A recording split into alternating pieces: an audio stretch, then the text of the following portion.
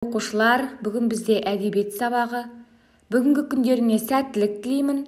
Әдебиет дәптерлеріңді ашып, бүгінгі күннің жады мен тақырыпты жазып қойыңыздар.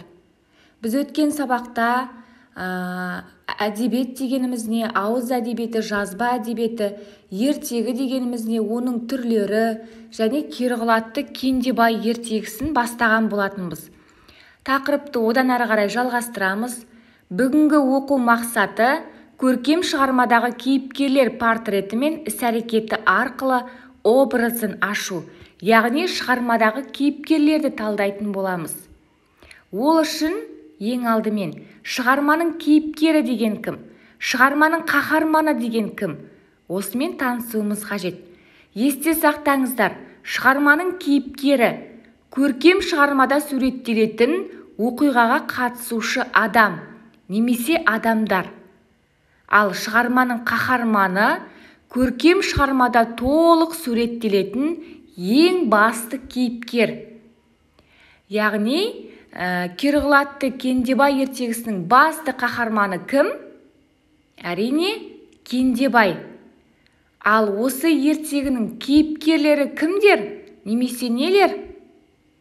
Кендебай, Керғылат, қойшы бала, хан және ары қарай кіммен толықтырар едіңіздер? Ендеше балалар, өткен сабағымызды еске түсіру үшін мен сіздерге бірнеше сұрақтар қоямын. Қайсысы бұрын пайда болған? Ауыз әдебиеті ме, жазба әдебиеті ме? Әрине, ауыз әдебиеті. Ертегі дегеніміз не? Қазақ ертегілерін нешеге бөлеміз? Ойланыңыздар. Ертегі дегеніміз қиялдан пайда болған туынды. Қазақ ертегілерін біз үшке бөлеміз, Қиял ғажайып ертегілер, шыншыл ертегілер және жан-жануарлар, хайуанаттар туралы ертегілер. Үшінші, ертегінің негізі неден туындаған?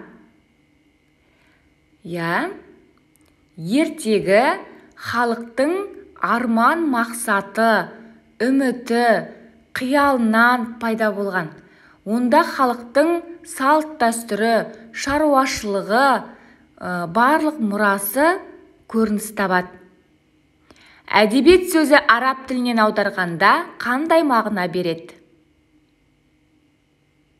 Жауаптарыңды ойлап болсаңдар, дұрыс жауабын айтайын. Әдебиет сөзі араб тілінен аударғанда асыл сөз деген мағынаны білдіреді. Өткен сабағымызды өте жақсы қайталап шықтық.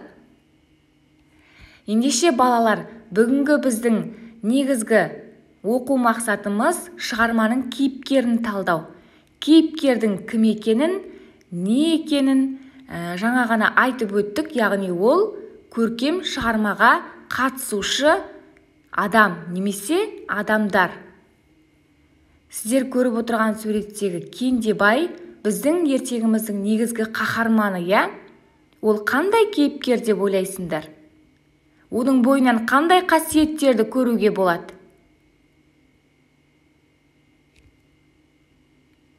Ойланып болсаңдар, балалар, бірінші тапсырманы орындаймыз. Кендебайдың мінезіне сай іс-әрекетін жазып, образын ашыңдар.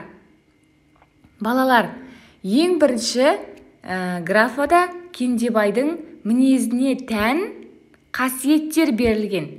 Екінші графада іс-әрекеттер берілген. Сендерге мысал көрсетіп қойдым. Мысалы, Кендебай мерген. Ал оның мергендігін қандай іс-әрекетінен көреміз? Яғни, арқар мен киікті, құлан мен маралды үйіп тастауынан, атып әкелуінен көреді екенбіз. Дәл осы сияқты Кендебайдың ақылды, жанашыр, ержүрек екендігін қандай іс-әрекеттерінен көруімізге болады? Соны бір сөйлеммен, екі сөйлеммен жазуға болады балалар, әр қайсысына. Бірінші тапсырманы орындап болсаңыздар, ертегіні қаншалықты оқығандарыңызды байқау мақсатында сіздерге 4 тест сұрағы берілген. Бір дейсіздер де бірден дұрыс жауабын белгілейсіздер. Барлығын жазбайсыздар. Бірінші, Кендебайдың тұлпары неге керғұла атанды? А. Түсіне байланысты. В. Жүйріктігіне байланысты. С. Жастығына байланысты. 2. Кендебай ханның еліне неге аттанады? А. Құлынды құтқару үшін. В. Елін жаудан құтқару үшін. С. Сиырды құтқару үшін. Д. Қойшы баланың ата-анасын құтқару үшін. 3. Кендебай қара биенің құлындағанын көргенін қалай дәлелдейді? Ханға. А. Құндыз жүн арқылы. В.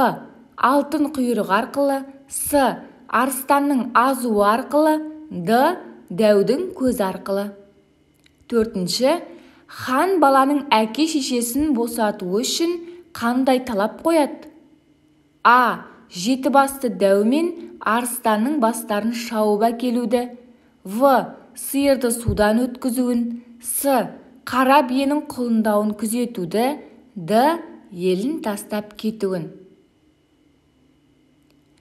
Балалар, 2 тапсырманы да өте жақсы орындайсыздар деген ойдамын. Ол үшін ертегімен толық танысып шығу керек. Сіздерге үй тапсырмасы ретінде ертегіні оқып шығу берілген болатын. Ендеше сабағымызды аяқтайық. Бүгінгі сабаққа рефлексия жасаймыз. Мен үшін бүгінгі сабақта маңызды болған 2 ақпарат. Яғни бүгінгі сабақта сіз үшін ең маңызды деген 2 ақпаратты ойлаңыздар және жазыңыздар. Ендеше балалар, бүгінгі сабағымыз аяқталды. Сау болыңыздар.